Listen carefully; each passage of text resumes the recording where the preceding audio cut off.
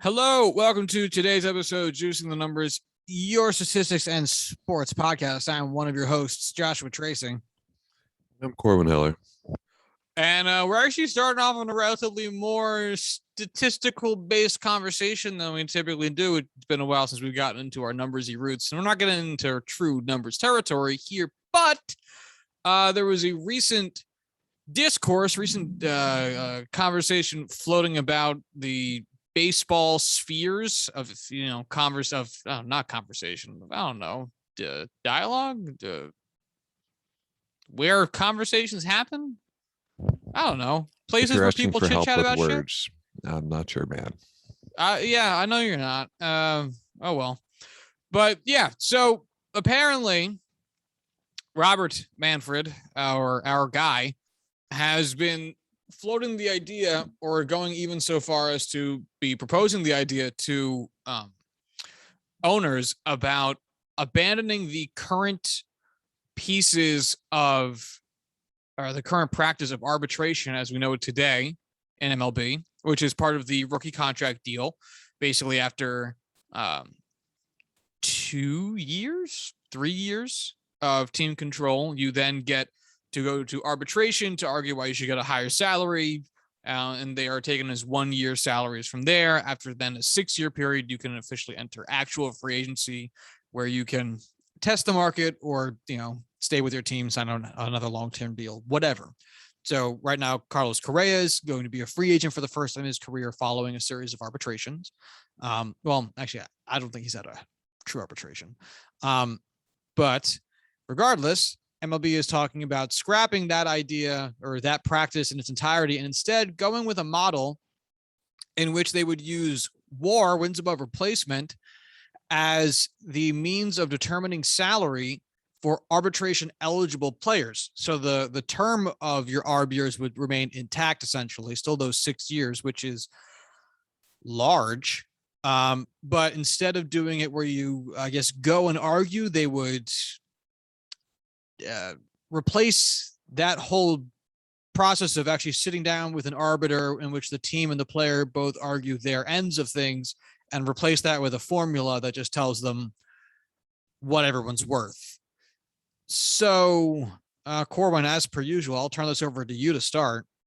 What would you think about this type of thing? We obviously talk about dollars per WAR a lot when free agency comes around, and what's good value and what's poor value, and we'll use players' cumulative WAR or their WAR per 162 or just last year's WAR, whatever. What do you think about a proposal that really starts to do that for real?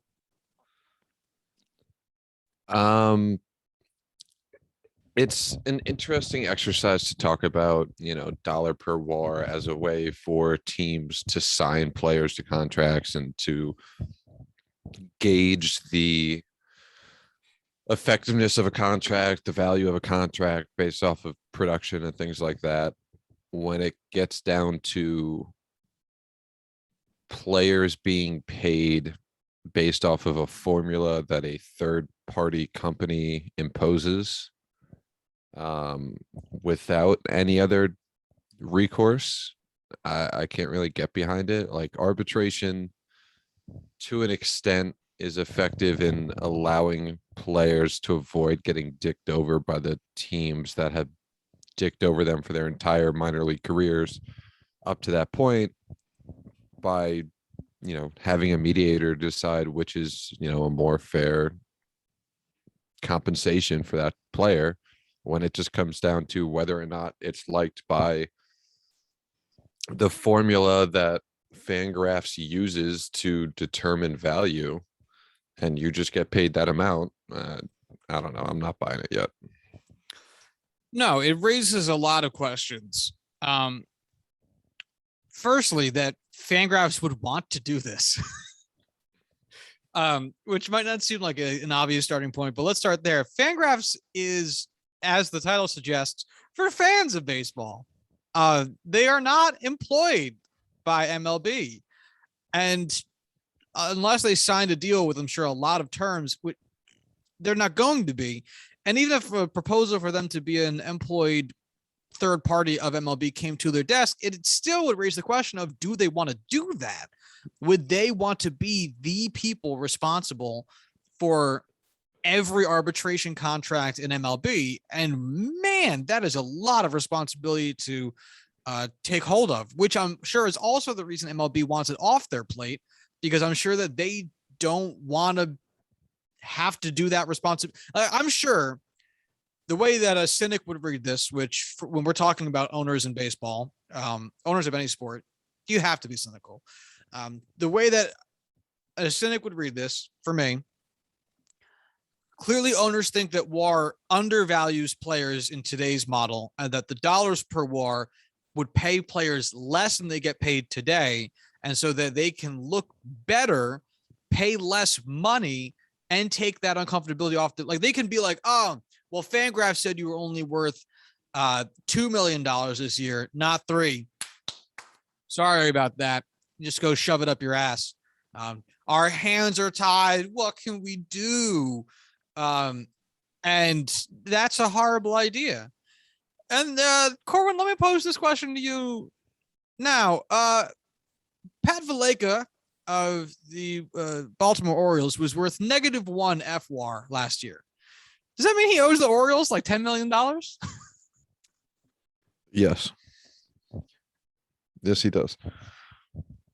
That's honestly a really great point of like, what's the starting point for players who are, have a bad season and are worth negative WAR? Do you either just not get a contract, or is there some starting minimum that gets reduced based off of negative performance? Oh, there's a whole bunch of caveats with it. What happens to relievers who just don't throw very much? What happens if you call a guy up in I don't know, or no, not even that. A guy who misses half the year because he was hurt, right? Comes back in like July, August, tears it up, but gets 3 WAR because he missed a bunch of months. If you come back post All-Star break and accumulate 3 WAR, you were on a 6 WAR pace, and that's phenomenal. But at the end of the day, your Fangraphs website page will only say you got 3 WAR. Would it be fair for him to be paid for 3 WAR? I'm sure a team would love to only pay a 6 WAR player 3 WARs worth of dollars, but that doesn't seem necessarily fair if there was beyond that player's control. And again, like, what the fuck? So relievers just get dicked? Like, Mariano Rivera has the most WAR for a reliever in history, and it's at 56. Relievers do not accumulate WAR very fucking quickly. So they just like get shafted. Do you know or have thought of any positives of doing it this way? I do think that there is value in understanding true player contributions. Like I'm sure that there was a period of uncomfortability somewhere between 2000 and today, where teams are like, you only batted 210, and players were like, yeah, but my on base was like 390, so my OPS and OPS plus or WRC plus whatever was 150, or again whatever 140. I was 40% better than your average hitter. I need to be paid 40%, 140% more than whatever I was getting paid, whatever the numbers are. I don't really give a shit. Arbitration numbers actually usually slide up pretty quickly. Only doubling your pay would probably be not stellar for the early years. Doesn't matter. So having some of that maybe more concreteness around it's probably not a bad thing, but like, what do you do about the guys like who are good locker room presences, who have the work ethic that you like, or play a premium position? Like, imagine you're fucking, god damn it, who's a first baseman? Eric Hosmer. Yeah, but like a rookie. What's a rookie first baseman? Bobby Dahlbeck with the Red Sox? Sure. Bobby Dahlbeck with the Red Sox. His WAR is not going to be higher than a shortstop's in all likelihood, because he doesn't get shortstop level WAR adjustments. But that's not his fault. Like, he got brought up by the Red Sox to play first base. So he's not going to get that WAR adjustment because the Red Sox aren't putting him in the position to get that WAR adjustment. He will put up, let's say he kills it offensively. If he puts up a crazy good offensive WAR and just does fuck all on defensive WAR, well, then his DWAR looks like shit because you get negatively pinged for being a first baseman. His overall WAR will look worse than his OWAR because it drags down his offensive contributions, which is actually probably why owners would prefer this if I had to bet. And it's like that. That's not his fault. Like he's not a shortstop. You did not draft him to be a shortstop. You did not sign him to be a shortstop. You did not call him up to play shortstop. Like you did all those things for him to be a first baseman. So he's a first baseman. So you'd effectively be paying him less because of positional adjustments that, yeah, maybe like 9-year-old him could have figured out, but that weren't part of why he's in your plan right now. Feel me? I feel you. And again, I just do not like, outside of owners using this as a way to take advantage of cost and take advantage of how much they're paying players. I don't see a positive for why players would ever agree to this. Players would have to agree to this in the CBA, correct? Yeah, come up in negotiations. Is this just another like proposal that MLB is using as leverage to get out of doing something else? Probably. I wouldn't be surprised if they were trying to gauge public perception of it before they threw it in. Because if everyone really liked it, then maybe you throw it in and go, hey, this is really popular. People think this is a great idea. Take out something we don't like because this is good for you. And everyone look at all these athletic articles that say it's good for you. Or people hate it, like people hate it now. Then you throw it in and say, all right, take out something that you like from your end, and we'll take out this. Piece of shit. Fucking That'd be my guess. Yeah. Because the dollar per WAR is like a good at a glance. It's a really solid at a glance.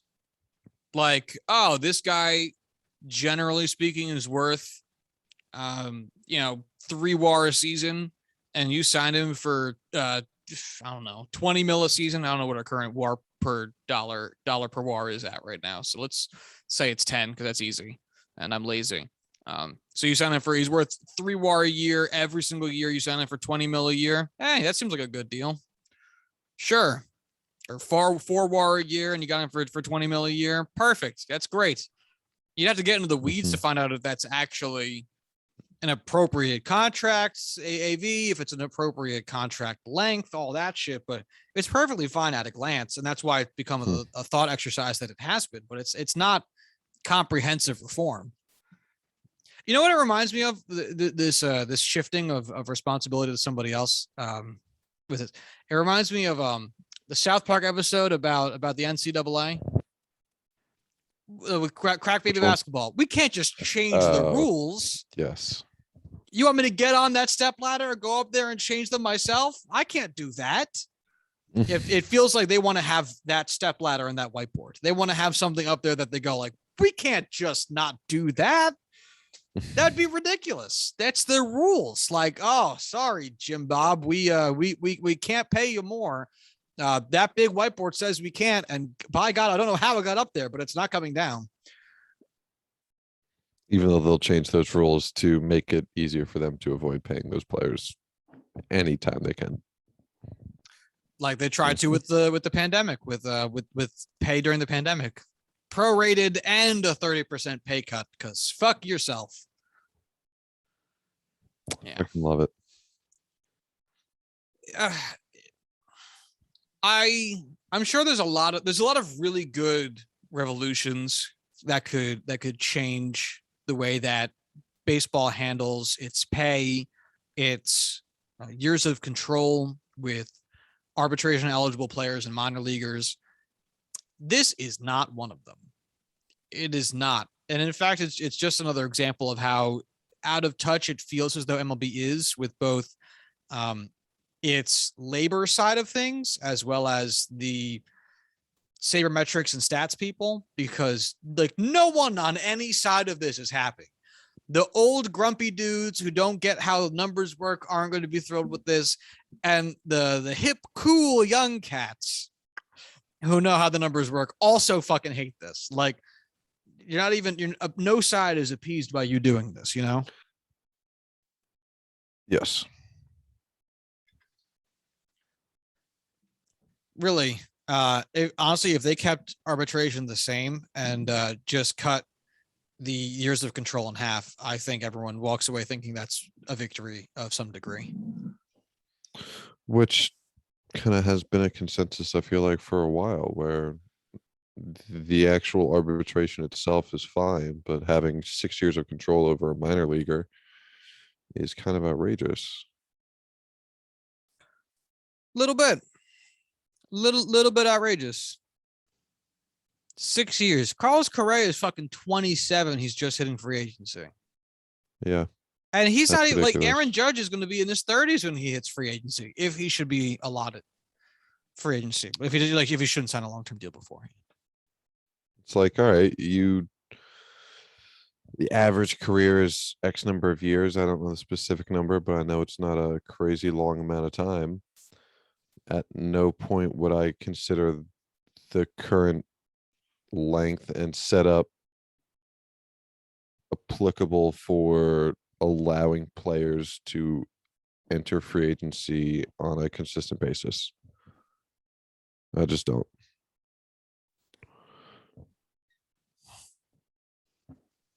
Yeah. I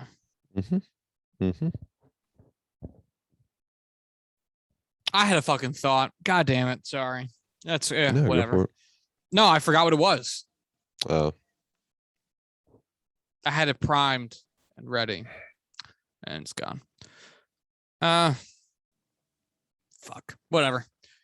I'll just be over here tight. So that is really all we have for baseball. Some minor things have happened. I think Julius Chassin signed somewhere. Mike Brosseau got traded. Whatever. We'll talk about it more as we get more into the. Yeah, there's not enough. We're not dedicating a whole episode to fucking Mike Brosseau getting traded. Mike Brosseau can suck my balls.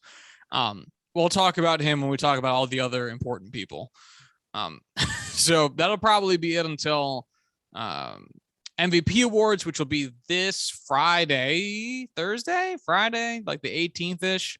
So we'll talk about we'll go back over our preseason bowl predictions, our award winners, our World Series win predictions, all that shit after the MVP awards officially get announced. So that's coming up.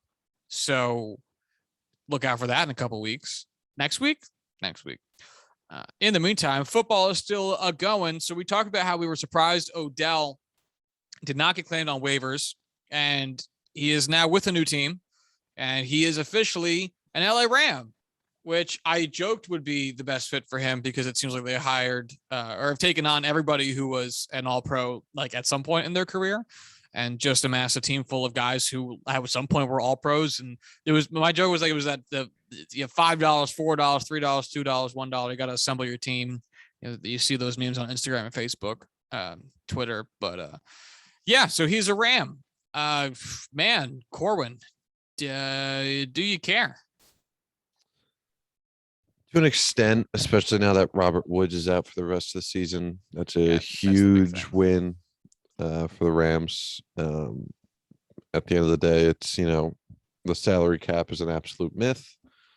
I mean, I don't really think the Rams are any more of a Super Bowl contender after this signing as they were before. But at the same time, I don't know, it can't hurt their chances, and they already were in pretty good position to begin with. Their team management is just, it's so weird. And excuse me. I am excited to see how this turns into a long-term solution, long-term process, because they are just throwing cap out the window, draft picks out the window, just living by the skin of their teeth. So we'll see what happens.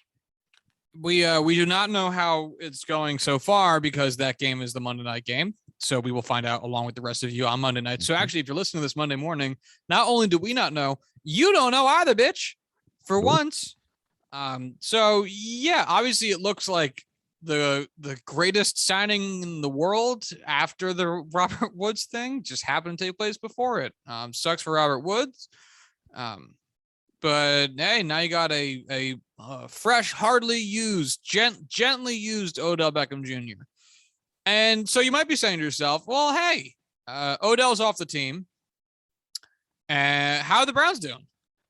And boy, that's a tough question if you're a Browns fan, because the Browns, they got fucked today. They got fucked good and hard. I'm pulling up their final score right now since that game is officially over, and the Browns lost to the Patriots 45-7.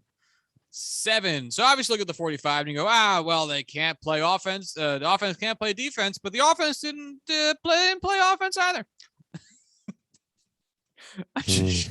I just need a team to be worse than my team, and no team's worse than my team. So I'm just going to be mean. I'm going to be very, very mean. Yeah. So, sorry, Cleveland fans, you just got to eat this for the moment. Yeah. Obviously the Browns traded him away. You think, he's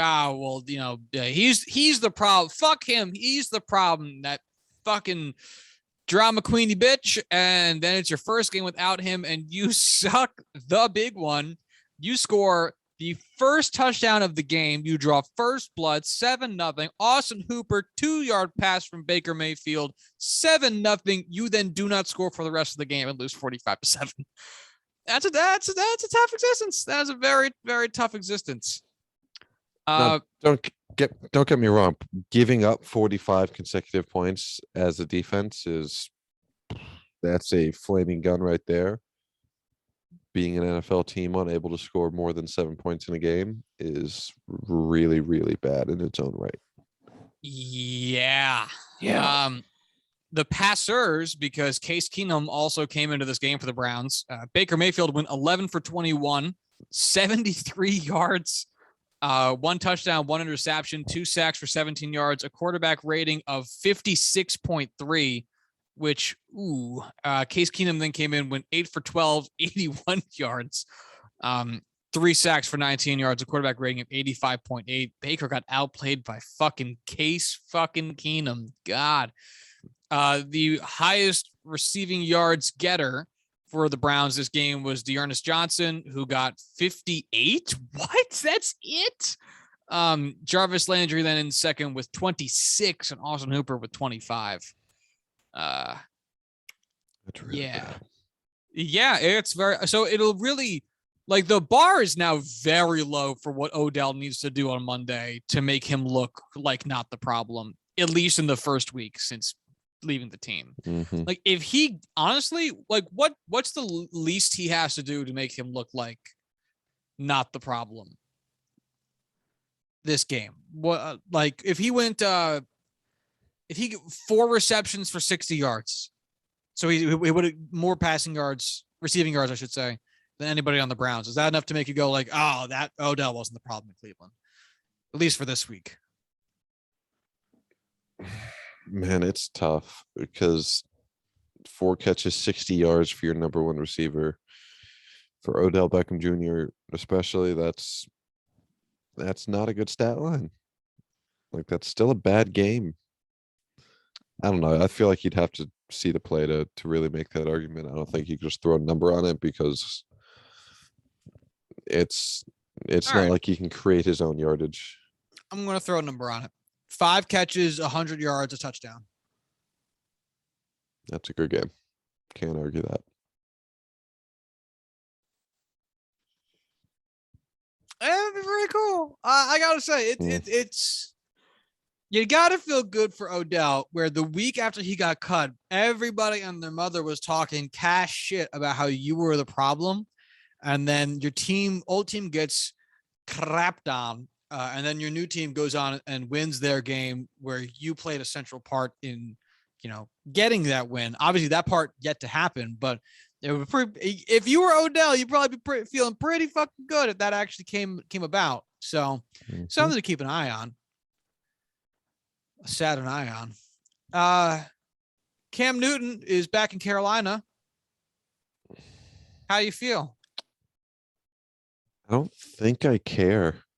I think Cam Newton is washed, to say the least. I think that Carolina has proven that they're not going to be a contender until they get a serious quarterback answer. And I don't think Cam Newton's it.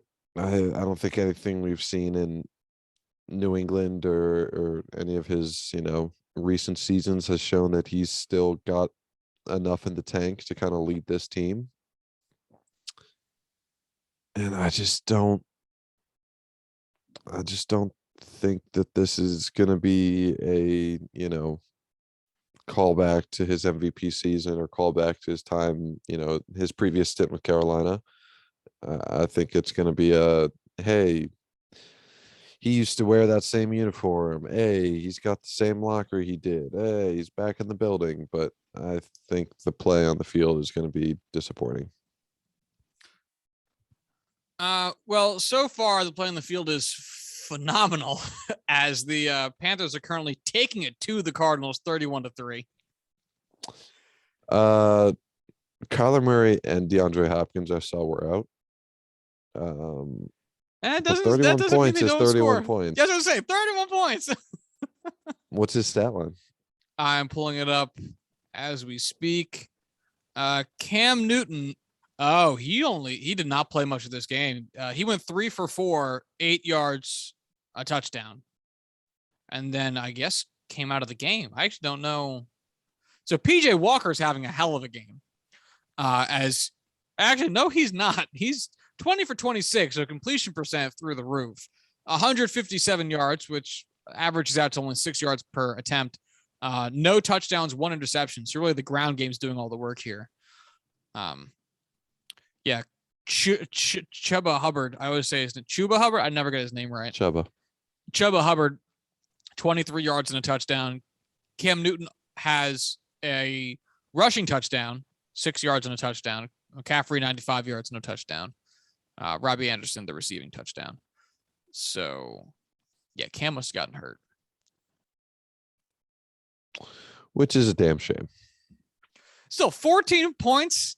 14 points on the board in 4 passing attempts and 2 rushing attempts is comically efficient. I don't know, man. I've not been in the NFL mindset all year, and it's just hard getting, like, even Cam Newton coming back to the Panthers. It's like I can't find that excitement. I'm not sure I'm excited. I think it's an interesting study to see, because when you see a team performing so poorly with such obvious poor like QB play, and you wonder, is the team bad, or is this one guy so fucking bad that the team spirals because of it? Because, there's always the talk of like, well, if your offense can't stay on the field and your defense is constantly out there, they're going to give up points because, one, there's just more opportunity for the opposing offense to get points. And then 2, your defense is going to get fucking tired. Like, one unit's not supposed to be on the field for 40 minutes.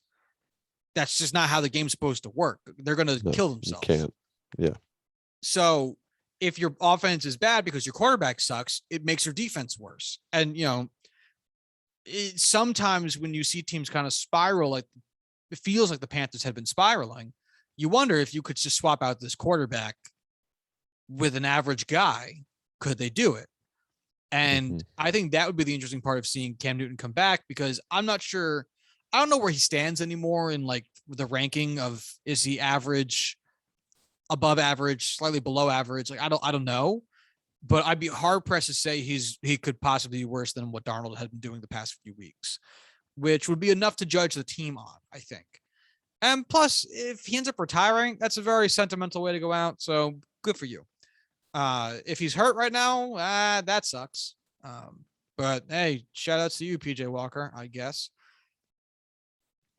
Hey, PJ Walker, came from the AAF, I think. So good on him It's the for Australian making American Football some League. aspect, some name for himself. Um. Yeah. So let's talk about other quarterback situations that suck. The Jets. Oh, sorry, I'm sighing so much. The Jets. Oh God, that game was exhausting. I wanted to die. The Jets lost to the Bills. Of course they did. 17-45. And it hurt in my bones. It hurt in my nerve endings. It hurt in my heart where I feel my emotions. And it also hurt because Mike fucking White, he comes out here against the Bengals, has the game of his fucking existence, and everyone is so quick to just get on the knees and start, slurping that dong.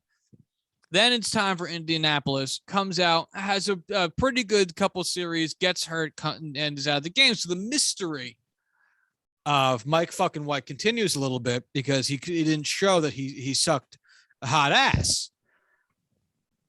And as a Jets fan, I mentioned fucking Eric Falk, Eric Falk, Eli Falk, the guy who filled in for Darnold when he got mono.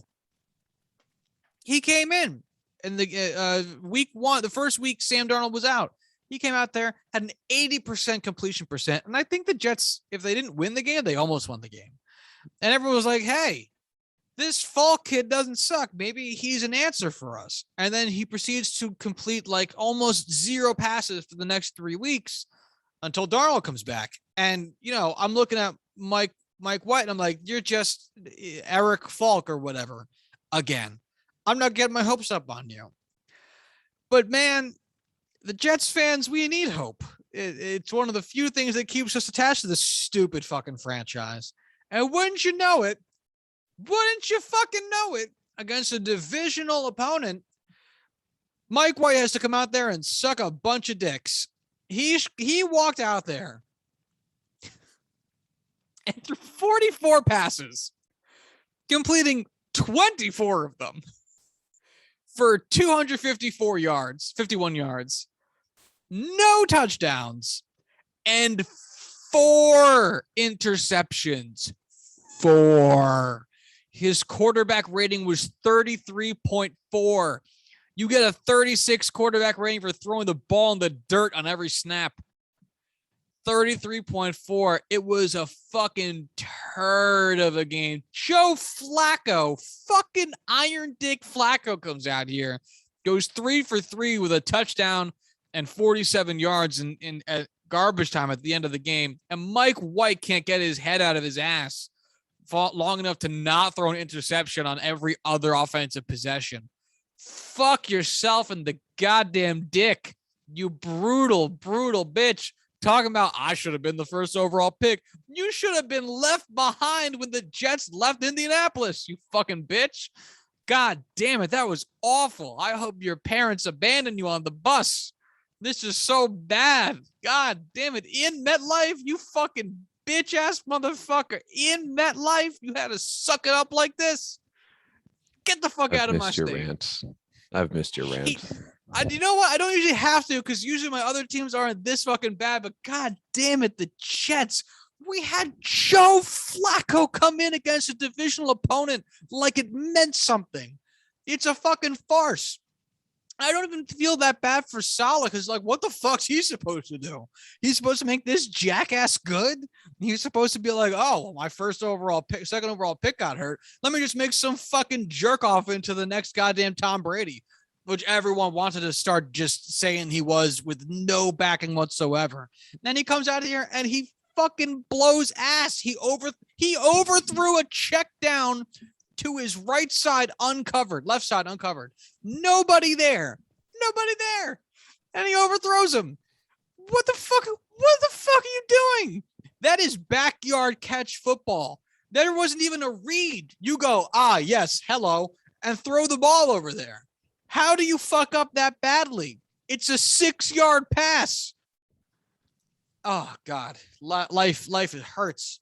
And it's like you look at how bad this team is, and you can't because you can't even go. Zach Wilson's coming back soon. We'll be better. We won't. We won't be better. There's no better. Better doesn't come. Better never comes. We're Jets fans. Better never shows. The Steelers are a garbage organization at this point in time because of what they're going through with their quarterback situation. And they make the Jets make them look like they're the fucking Bills. They make them look like they're the fucking Chargers because the Jets can't get their head out of the Steelers are running through a combination of Mason Rudolph, who is just like not good, and Ben Roethlisberger, who is falling apart at the seams. And they make those two guys look like prime Steve Young compared to what the fuck they're putting out there week to week. It's insane. And the fact that our only 2 wins come against the Bengals, who are good, and the Titans, who are good, makes me want to shoot myself in both eyes. Like, I just don't fucking get it. I need, like, why can't we beat a bad team and so that I can at least say to myself, oh, don't get your hopes up. Don't get your hopes up. It's the Dolphins. They suck. No, we had to be good teams and make me think, oh, maybe there's some hope. Maybe that they just need to pull their head far enough out of their ass that they can see where they're fucking walking. And no, they can't even do that shit. God, I hate this fucking team. I'll see you next Sunday. You have a way with words, Most of them are swears. which I appreciate. Yeah. God. And it sucks. I'm not done. And it also just sucks because, like, it's not even like if Zach Wilson was out there doing this shit, I could rationalize it the way I've been rationalizing it all season, which is I'd rather him go out there and figure out what he can't do so that he knows he can't do it. Or he can start trying to figure out a way to make it work for him because the way that he just did it didn't work. Doesn't have to go out there and be good right away. I am Jets fans are patient. I would think, given how not good this organization has been for such a long time, you'd have to give us a lot of credit for at least being patient. And you can't even say that because Mike White's not the long-term solution. He was a meme solution for a week.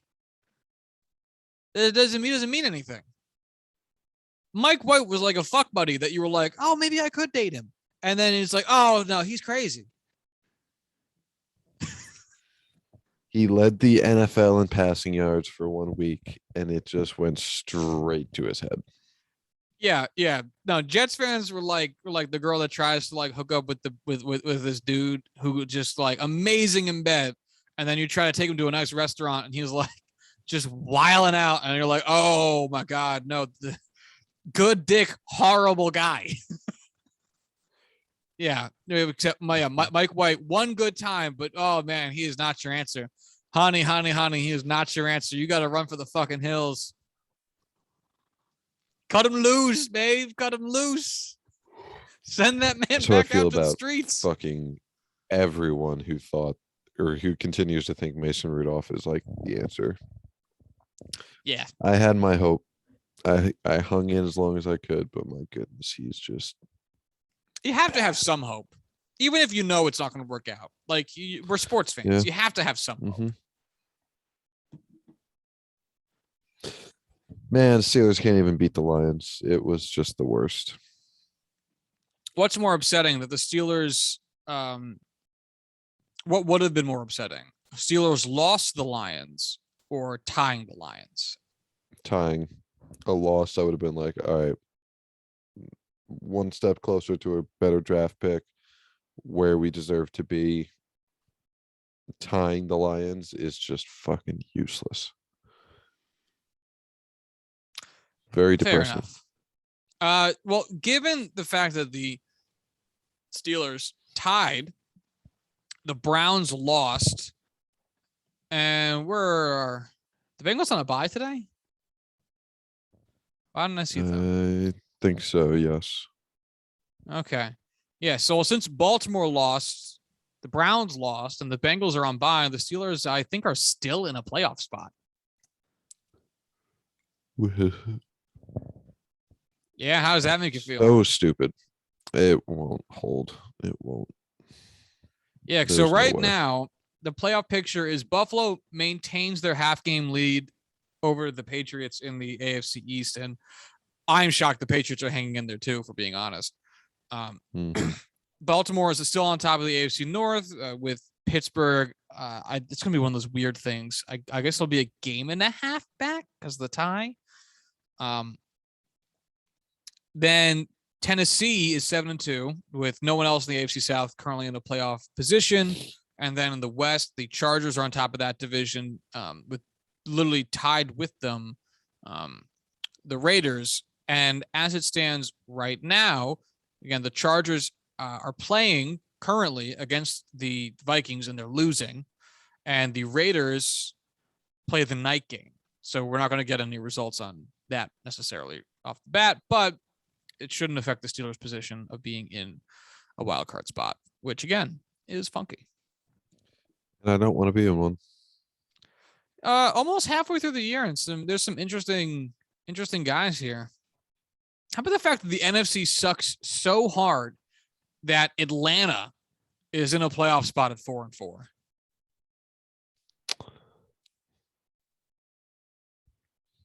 Yeah, says a lot. Yeah, actually, so they just lost, so they're about to be 4-5. Carolina just is about to win, so they'll probably be 5-5. So actually, Carolina should probably take their spot. But still, the third place team in the NFC South will have a playoff spot, which won't be good because that team will be 500.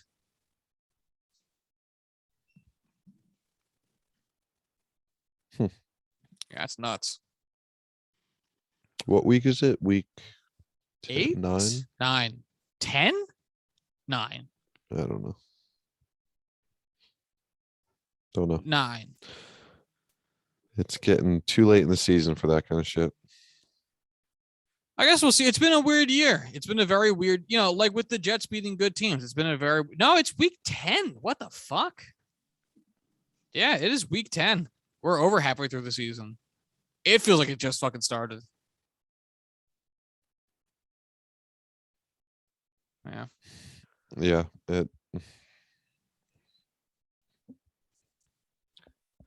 I know. I gotta say, I don't have anything else. I watched my Jets lose a very disappointing game, and I didn't engage with sports at all outside of that today. And I think really the only other thing outside of the world of the NFL that has been going on was the fWAR thing. So I really don't have anything else. Do you have anything else? Not at all. All right, let's not force it then. We'll end near a Josh rant, which those are always make for good content. All right. Well, if you want to follow the show on Twitter, you can do so at Juicing Pod. If you want to follow Corwin on If you want to follow Corwin on Twitter, you can do so at Corwin Heller. If you'd like to follow myself on Twitter, you can do so at Joshua D. Tracy. If you'd like to send emails to the show, you can do so at juicingthenumbers@gmail.com. And until Thursday, y'all have a good one. Bye.